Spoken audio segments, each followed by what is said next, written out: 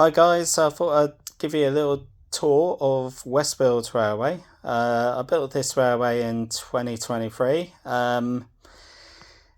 It's based on the South Western Railway small terminus station. It's got a few sidings and a goods yard with a little goods shed, which you won't see in too many videos just because of the angle.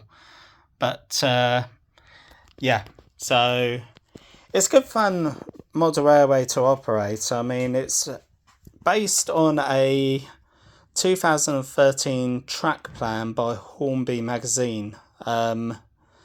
This just looked brilliant to me. I mean, the track plan which was in the magazine was to scale as well. So it gave me food for thought, and for operational wise, in such a small space, I thought, it's a good design. So I went for that, and it was quite easy to construct. I mean, the construction consists of baseboards which are laser cut. They come flat packed, and you just glue them together. And they're super lightweight as well. The whole layout is designed to be portable. So you can take it down, put it in the back of my car, which is a small Ford Fiesta, and take it off to a model railway exhibition or to someone's house or wherever you need to. It will take a few trips, so obviously if you've got a friend who can chip in with driving as well, you can take this railway down and fix it back up pretty fast. The base of the layout is quite simple. As you can see, it's got A-frame tripods, and they're super secure, and they keep the layout very stable. But it's designed for ease of dismantling and reconstructing.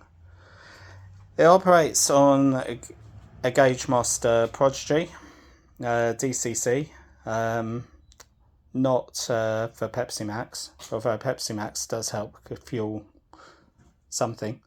Anyway, I'll move on to the fiddle yard. Fiddle yard is 5 sidings, and over here you can see I've used the ProTech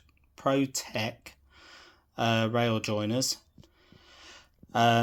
The whole layout's got them, and they work fantastically, and they're super easy to solder. And yeah, can't recommend them highly enough. I mean, they're brilliant. Over here you can see this is the only surface point motor, and this is just because underneath the struts of the support of a baseboard stop me from having a underneath point motor, if I can get my words out. So being a DCC layout, you can operate the HM7000 Bluetooth decoders on here as well. It has got Wi-Fi built in. It has got the ABS shuttle used by DCC Concepts, and the ABS shuttle will work with the HM7000 DCC chips. So, it's a win-win. This layout can be run automatically without any input from me. Over here you've got the USB lights. I saw these at an exhibition, and I thought that's a really good idea. So I looked them up online, and they are, I think, about 15 quid online. And as you can see, I just clip on the board.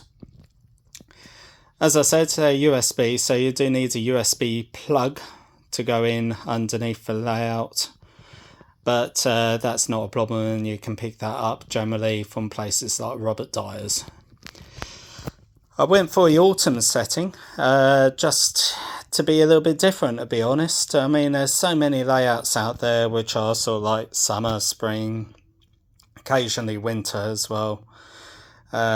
Each have their own charm, but I thought I'd go for autumn just to be different. And I like being different, as you know, to have layouts which are continuously the same sort of summer mode is fine, but as I said, I prefer to be different.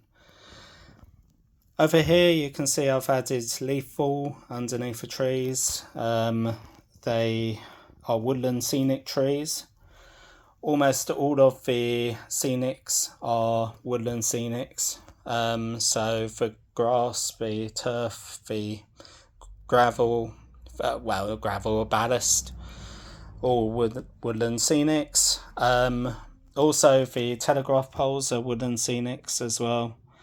I get quite a few comments about them and where to get them from, and to be honest, they're very easy to use as well. So to set them up, I mean, I'll get my hand here and just wiggle it out, but as you can see, it's actually threaded on the poles itself. So providing you have equal footing for the poles, it sits down quite well, and it will just go into the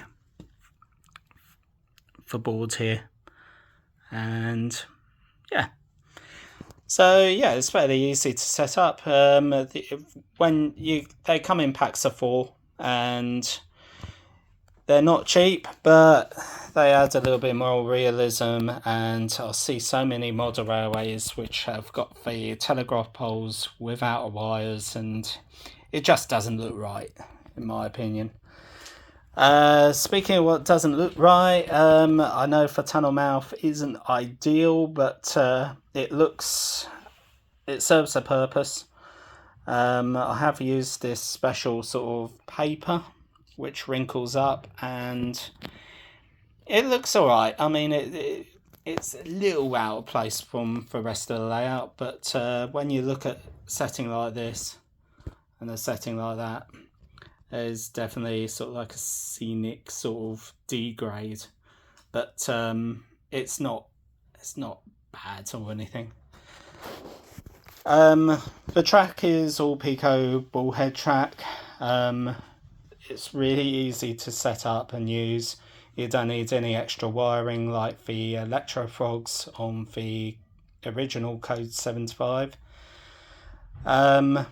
It is a little bit fragile, so you need to be careful when installing it. All these points operate with underneath point motors, except for one which is in the fiddle yards, which I've shown you. For buildings, all Batman Scenecraft.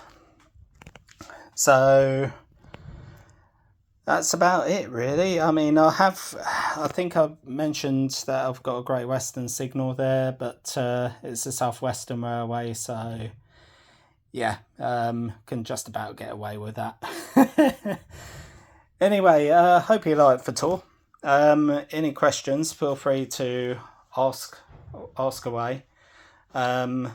It's a small layout, but it's got plenty of character, I think, and hopefully you like my model railway skills, and maybe one day you might see it to an exhibition or somewhere like that.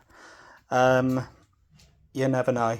I mean, I built this layout to be more a display layout than an exhibition layout. The difference being that I can sort of like show people rather than take it to exhibitions. But yeah, anyway. That's about it. So yeah, any questions, feel free to ask them in the comments below. Rolling stock wise, it's all Southern. Occasionally you find Southeastern Chatham Railway. Also occasionally you will see odd Great Western, being a Southwestern Railway terminus. So yeah, anyway, I wish you guys all the best. Happy modelling, and speak to you soon. Farewell for now.